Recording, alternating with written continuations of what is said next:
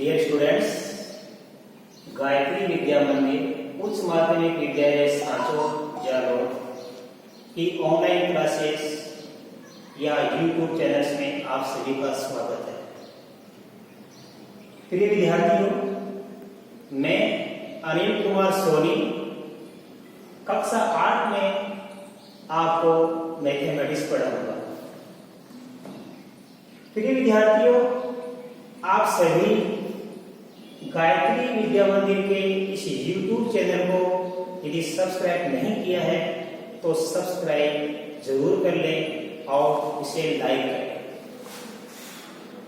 तो बच्चों, आज हम कक्षा 8 में अध्ययन करेंगे प्रश्नावली 1.1 परिमेय संख्याएं।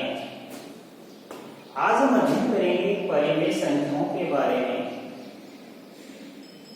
परिमेय संख्याएं क्या होती है, मैं आपको इसकी डेफिनेशन लिखा रहा हूं और अच्छे से समझा रहा हूं, आप समझना।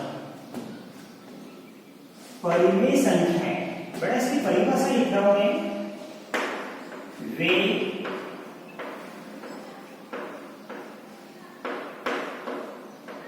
संख्याएं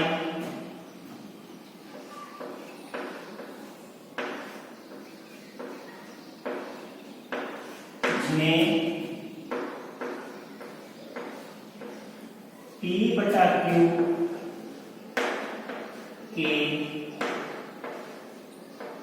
रूप में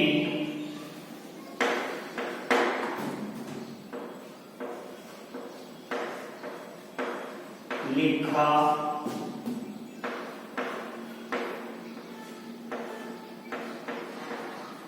जा सके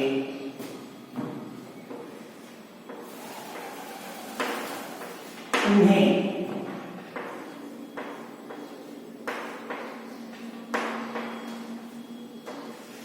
परिमेय संख्याएं कहते हैं।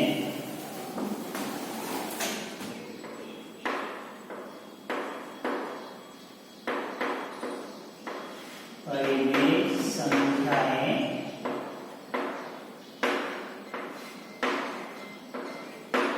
कहते हैं। अब देखो, मैंने लिखा है वे संख्याएं जिन्हें P/Q के रूप में लिखा जा सके उन्हें परिमेय संख्याएं कहते हैं। जहां P तथा Q कोई पूर्णांक, पूर्णांक का मतलब ये प्लस की संख्या भी हो सकती है और माइनस की संख्या भी हो सकती है, मतलब ऋणात्मक संख्या भी हो सकती है और धनात्मक संख्या भी हो सकती है। कोई पूर्णांक है, इसे शर्त होती है बच्चों, जबकि Q बराबर नहीं हो शून्य। अब इसका मतलब समझिए आप कि मैंने लिखा P/Q, P का मतलब अंश और Q का मतलब हर। मैंने क्या लिखा है, देखो बच्चों, ये Q बराबर 0, मैंने बराबर को काट दिया, इसका मतलब है Q बराबर नहीं है शून्य।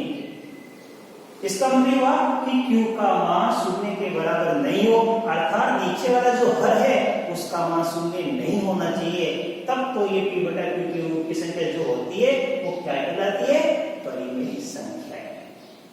P का मान शून्य हो सकता है, लेकिन Q का मान कभी भी शून्य नहीं होना चाहिए। तो Q बराबर नहीं है शून्य, इंग्लिश में इसको बोलते हैं Q इज नॉट इक्वल 0, मतलब Q 0 के बराबर नहीं हो। अब मैं आपको उदाहरण सिखा रहा हूं, परिमेय संख्या का उदाहरण। जैसे हम लिख सकते हैं क्या, 1/। अब देखो, ये P का मान है, किसका मान है, Q का, अर्थात 1/2, ये परिमेय संख्या है। और देखिए मैं लिखूं 3/4, ये भी हमारी परिमेय संख्या है। मैं लिख सकता हूं यहाँ पे 0/5, 0 किसका मान है, P का, और हमें शर्त के अनुसार P का मान तो शून्य हो सकता है, लेकिन q का मान शून्य नहीं होना चाहिए। तो ये अगर मैं 0 ले सकता हूं, क्योंकि हम 0 को ले सकते हैं 0/0, तो क्या उत्तर आएगा 0। इट मीन्स ये 0 भी हमारी एक परिमेय संख्या है। तो ये सभी उदाहरण जो एग्जांपल मैंने आपको दिए ये परिमेय संख्याओं के हैं, ये सभी परिमेय संख्याएं हैं। यदि कोई लिखना चाहे, जैसे मैंने लिखा 0/5, यदि कोई लिखे 5/0, बताओ ये परिमेय संख्या है क्या? तो हम लिखेंगे 5/0 परिमेय संख्या नहीं है, परिमेय संख्या नहीं है। अब आपको अच्छे से समझ में आ गया कि 5/0 परिमेय संख्या नहीं है, जबकि 0/5 परिमेय संख्या है। क्यों है? क्योंकि यहाँ p का मान 0 है और यहाँ q का मान 0 है। शर्त के अनुसार क्या होना चाहिए कि हर का मान शून्य नहीं होना चाहिए, अंश का मान तो शून्य हो सकता है। अब आपको अच्छी तरह परिमेय संख्या के बारे में समझ में आ गया बेटा। किससे कहते हैं परिमेय संख्या?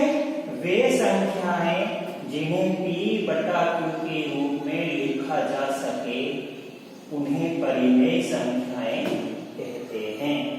जहां p तथा q कोई पूर्णांक है, पूर्णांक का मतलब ये धनात्मक भी हो सकता है और ऋणात्मक भी हो सकता है और शून्य भी। क्योंकि पूर्णांक की परिभाषा क्या होती है कि ऋणात्मक, धनात्मक और शून्य इन सभी के संग्रह को हम पूर्णांक कहते हैं। जबकि q बराबर नहीं 0, अर्थात q का मान 0 नहीं होना चाहिए, हर का मान 0 नहीं होना चाहिए।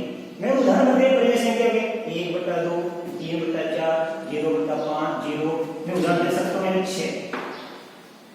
6 भी परिमेय संख्या है, क्योंकि 6 को ले सकते हैं क्या 6/1, तो ये p का मान और ये q का मान, इसका आंसर कितना आएगा बेटा 6 में 1 का भाग देने पर 6।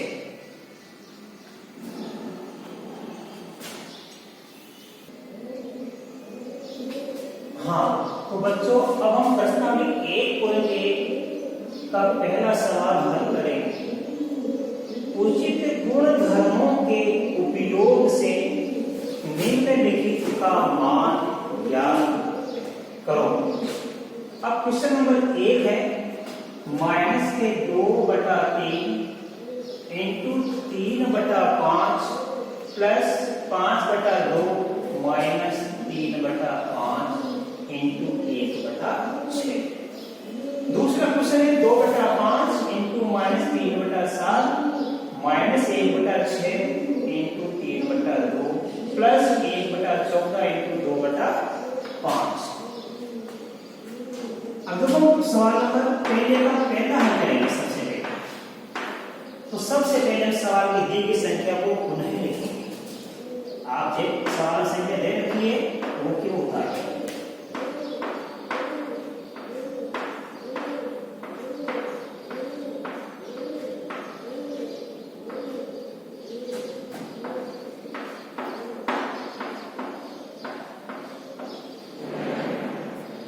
ठीक है, हमने पहले सवाल की पहले की संख्या उतार ली है। अब हम इसको करेंगे बेटा, हम चाहे तो इसको डायरेक्ट भी हल कर सकते हैं, सीधे इसको हल कर सकते हैं। देखिए सवाल में चूंकि क्या लिखा है उचित गुणधर्मों के उपयोग से निम्नलिखित का मान ज्ञात कीजिए।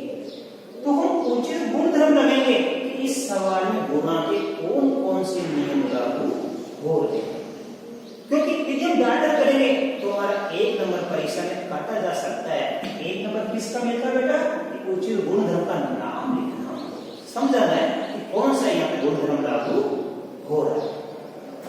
अब मैं आपको समझा रहा हूं, देखो हमारे यहां से लेके इस सवाल का ये प्रथम भाग, ठीक है, और यहां से ये जो संख्या बेटा इसको मान लिया अपने द्वितीय भाग, और यहां से लेके इसको मान लिया अपने तृतीय भाग। 3 भाग कर देते, पहला भाग, दूसरा भाग और तीसरा भाग।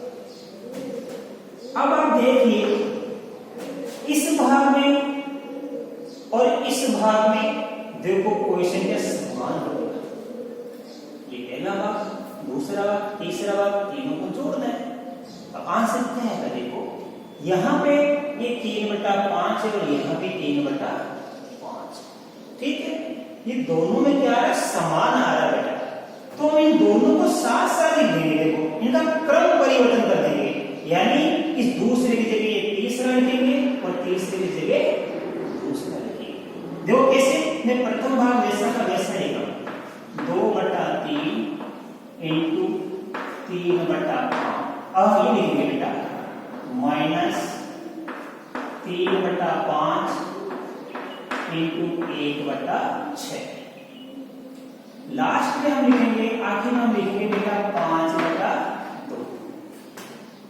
अब देखो ये प्रथम भाग, ये द्वितीय भाग और ये हो गया हमारा।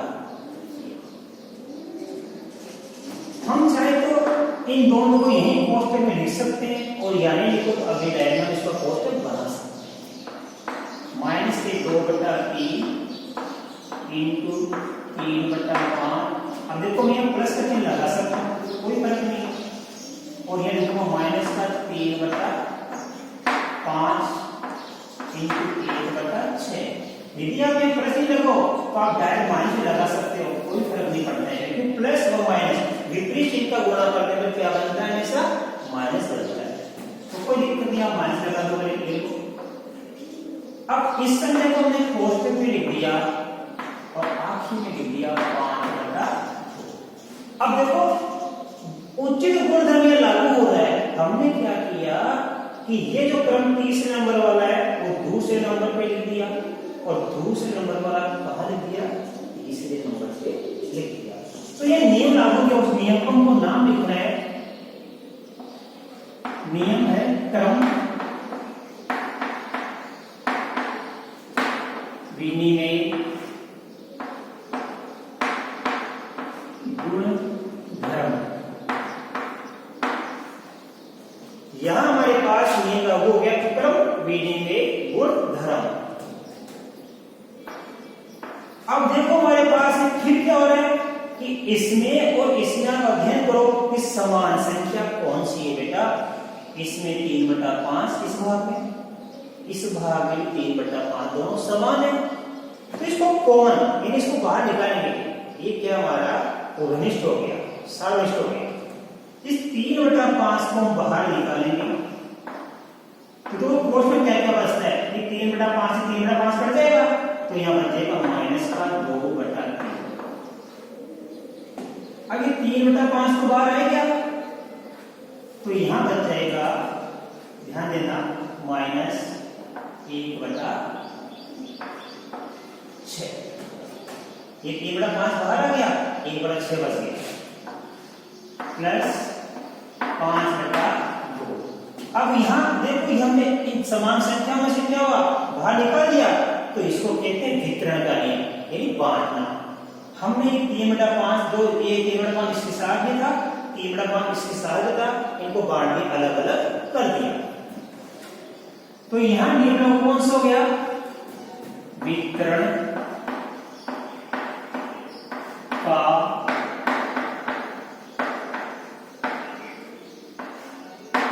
नियम। अब इसको हम सरलीकरण करेंगे। देखो 3/5, अब इसका लेसन लेंगे, 3 और 6 का लेसन कितना बनता है, 6, जो पिछले क्वेश्चन में आपको सिखाया गया है। 3 और 6 का लेसन 6 होता है। अब 6 में 3 का भाग देंगे, 2 बार जाता है, 3 दूनी 6, 2 बार गया, 2 को माइनस 2 से गुणा करके माइनस के 4, फिर माइनस का 3, 6 में 6 का भाग 1 बार जाता है। अब 1 को इसी गुणा करने पर 1 प्लस 5/2, जैसा था वैसा लिखेंगे। इसको आगे करेंगे बेटा 3/5। अब देखो इसके पीछे कोई चीज नहीं है तो हम इसको गुणा लिखेंगे, क्या लिखेंगे, गुणा। अब -4 -1, बेटा दोनों चीज किसके, माइनस के। आई बात समझ, इनको जोड़ेंगे तो देखो जोड़ने पर तो समान चिन्ह क्या बनता है, समान ही रहता है। माइनस माइनस है तो -4 -1, ये -5 हो जाएंगे। लेकिन इसको गुणा किया जाए तो -4 -1 गुणा कर +4 बन जाता है। अर्थात इन दोनों को जोड़ेंगे तो ये बन जाएगा माइनस का 5/6, राइट। आगे अपन इसको करेंगे 5/2। अब देखो कि 5 एकम 5, 5 एकम 5 कट देगा, 3 एकम 3 और 3 दूनी 6 कट देगा। आगे इसको अपन हल करेंगे, देखो ये 1 गुणा -1, क्योंकि ये माइनस है और ये प्लस है, तो माइनस प्लस मिलकर क्या बनता है, माइनस। फिर आपको सीखा रहता है कि विपरीत चिन्ह का गुणा हमेशा माइनस बनता है, समान चिन्ह का गुणा प्लस बनता है। तो ये आ गया -1, ये 2 एकम आगे बढ़ जाइए, प्लस के 5/2, ठीक है। इसको आगे अपन हल करेंगे, देखो दोनों का हल समान है, ये हल यहाँ पे समान है तो हल वैसा का वैसा लिख देंगे। अब देखो ये माइनस है 1 और ये प्लस है 5, ये संख्या वैसी की वैसी लिखेंगे, -1 प्लस 5। अब देखो इसको आगे करेंगे, मैंने आपको कहा था जोड़ने में क्या होता है बच्चों, जब संख्या का चिन्ह अलग अलग होता है, एक माइनस की है और एक प्लस की है, तो हमेशा उसका घटाव करते हैं, बाकी करते हैं। तो 5 में से 1 कितना बच गया, 4/2 लिखे।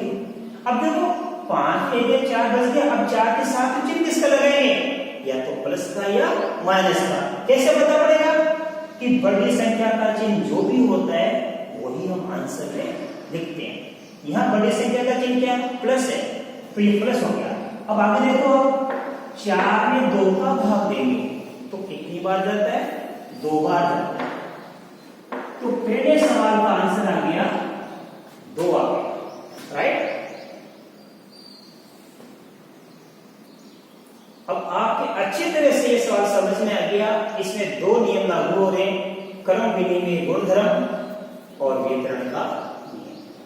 अब हमारा सवाल में 2 भी इसी प्रकार आपको और करना है, और ये दूसरा सवाल बच्चों आपको स्वयं करना है, ये आपका होमवर्क है, बिल्कुल इसी प्रकार। मैं थोड़ा सा आपको हिंट्स दे रहा हूं। देखो बच्चों, यहां से देखिए प्रथम भाग, ये द्वितीय भाग और ये हमारा तृतीय भाग, ठीक है। अब आप ध्यान दीजिए, यहां भी क्या हमारे पास समान संख्या जुड़ेंगे, ये 2/5 ये और 2/5 ये। तो हम क्या करेंगे बच्चों, ये प्रथम भाग तो वैसा का वैसा लिखेंगे, इस दूसरे भाग को तीसरे की जगह लिखेंगे और तीसरे को दूसरे की जगह। बाकी सवाल बिल्कुल इसी प्रकार आपको हल करना है, ठीक। धन्यवाद।